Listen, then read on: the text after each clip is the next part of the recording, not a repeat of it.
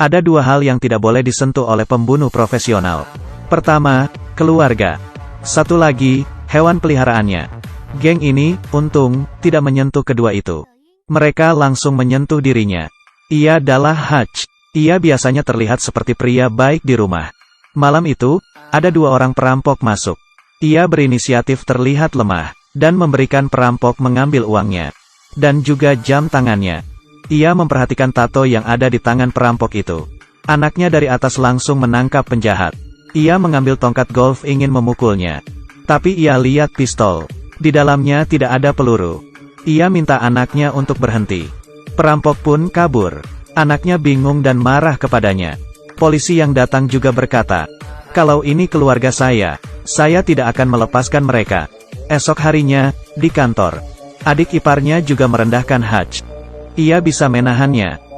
Sampai di rumah, putrinya bilang gelang gambar kucingnya hilang. Gelangnya ditaruh di piring itu. Setelah tahu, ia langsung keluar rumah. Ia datang ke tempat ayahnya, mengeluarkan senjatanya, dan bilang ke ayahnya ada sedikit masalah. Ayahnya juga mengerti. Ia pergi ke tempat tato. Bosnya orang kejam. Ia mulai menepuk tangannya ke meja. Ia langsung mengeluarkan sejumlah uang. Orang di sebelahnya melihat tatonya. Ada suara bel pintu dan ia bergegas pergi. Menguncinya di luar. Bos mengerti. Ada yang bisa saya bantu? Bawa saya bertemu dengan orang ini. Kedua perampok adalah sepasang suami istri. Saat mereka mau makan, ia langsung menonjok wajah pria itu. Wanita langsung melepas jam tangan. Ia bertanya mana gelang gambar kucing. Pria menjawab ia tidak melihatnya. Ia mendorong pria, mengarahkan pistol dan mau menembak. Tiba-tiba terdengar suara bayi menangis. Ia masuk ke kamar, melihat bayi pakai masker oksigen. Ia baru tahu, suami istri ini melakukannya untuk hidup mereka. Ia lagi-lagi melepaskan mereka. Ia keluar dan kesal, sambil menonjok tembok di luar. Kedua tangannya terluka. Pulang naik bus. Tiba-tiba ada geng mafia keluar. Mengebut kencang. Menabrak tong di jalan. 5 orang ini mabok dan turun dari mobil. Ada kalian. Buat apa harus menonjok tembok? Mereka masuk ke dalam bus. Menggoda para penumpang. Mulai melangkah satu persatu. Ia sudah tidak bisa menahannya. Ia pergi ke depan bus. Menyuruh supir bus turun dan tutup pintu. Puas dengan keberadaan mereka. Di dalam bus, ia mengeluarkan pistol. Dan mengeluarkan seluruh isi peluru. Tersenyum berkata, "Aku akan menghabisi kalian." Mereka langsung ketawa. Pria kepang ini mulai menonjoknya. Ia pun balas menonjoknya. Di seberangnya ada satu orang lagi. Kepalanya terbentur. Ia benar-benar marah.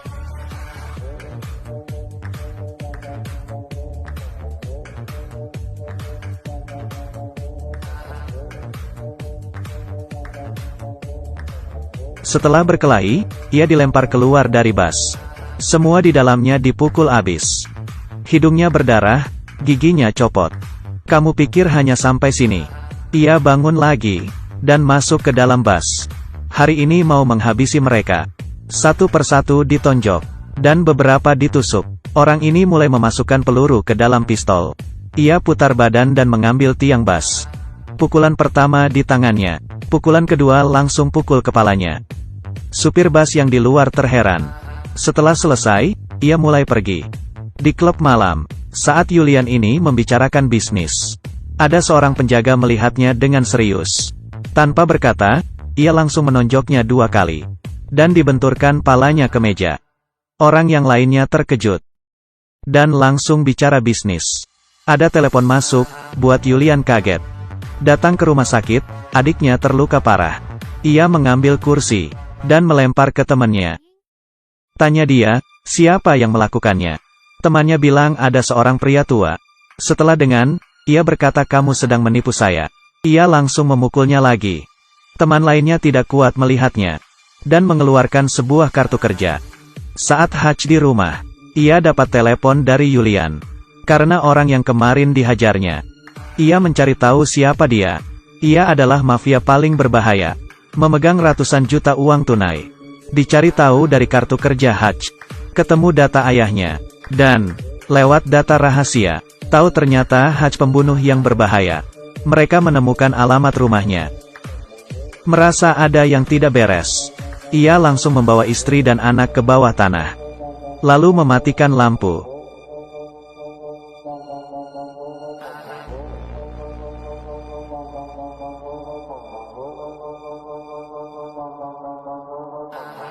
Menghajar mereka, tapi ia disetrum dan pingsan. Mereka membawa Haj ke dalam bagasi, bersiap membawanya ke Yulian. Saat ia sadar, ia mulai mencoba melepaskan tangannya, dan membuka apar.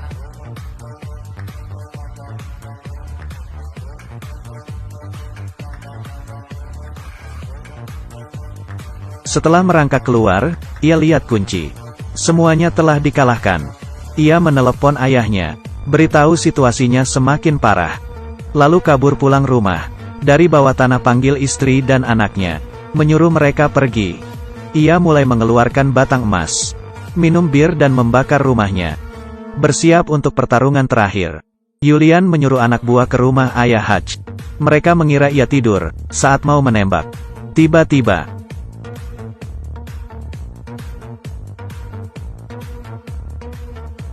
ia datang ke kantor, membeli pabrik dengan semua batang emasnya. Ia mulai membuat jebakan, menyiapkan senjata, mulai merakit jebakan bom, jebakan di lantai. Semuanya sudah siap. Ia membawa bensin, pergi ke klub malam. Yulian sedang menari dan menyanyi di panggung. Di tengah nyanyian, ia sambil menembak. Penjaga pintu, monitor, keamanan. Semuanya tidak ada tersisa. Ia memasukkan bensin ke dalam tangki. Nyalakan api. Semua uang basah karena bensin. Ia mengambil setumpuk uang dan melemparnya ke dalam. Saat Yulian sedang menyanyi, ia sadar di depannya adalah Haj sedang makan steak. Ia turun dari panggung. Di sekitarnya ada 40 lebih pistol. Ia bertanya masih berani datang. Ia mengeluarkan bom, meminta ngobrol berdua. Anak buahnya langsung pergi, dan ia duduk. Haj bilang uang dia sudah habis terbakar. Kenapa tidak mempertimbangkan buka warnet pas pensiun? Yulian langsung marah. Ia juga tidak berani apa-apa karena bom ini. Misinya berhasil dan mulai pergi.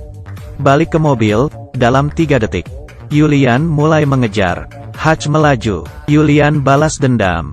Di jalan sambil menembak. Terpaksa ia harus masuk ke gang. Di depan ada mobil musuh. Di belakang juga ada musuh pegang senjata. Ia cari kesempatan untuk mulai menembak. Membelokkan arah.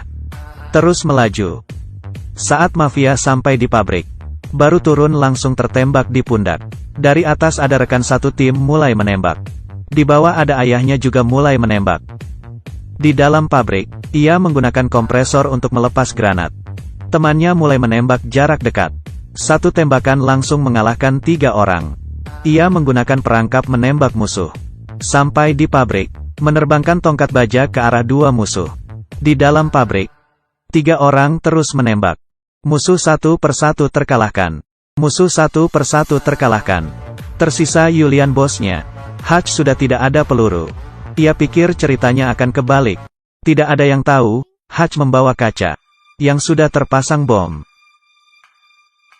Perang berakhir. Ketiganya merayakan bersama. Ia membawa istrinya beli rumah baru.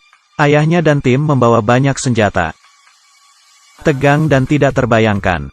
Teriakan dan tembakan dimulai. Makan popcorn sambil nonton. Ia memang memberimu tembak-tembakan. Dan juga menunjukkan kebenaran. Ia menghapus 3 angka di depannya. Tingkat rumah tidak rata-rata. Rekomendasi 4 bintang untuk film, bukan siap.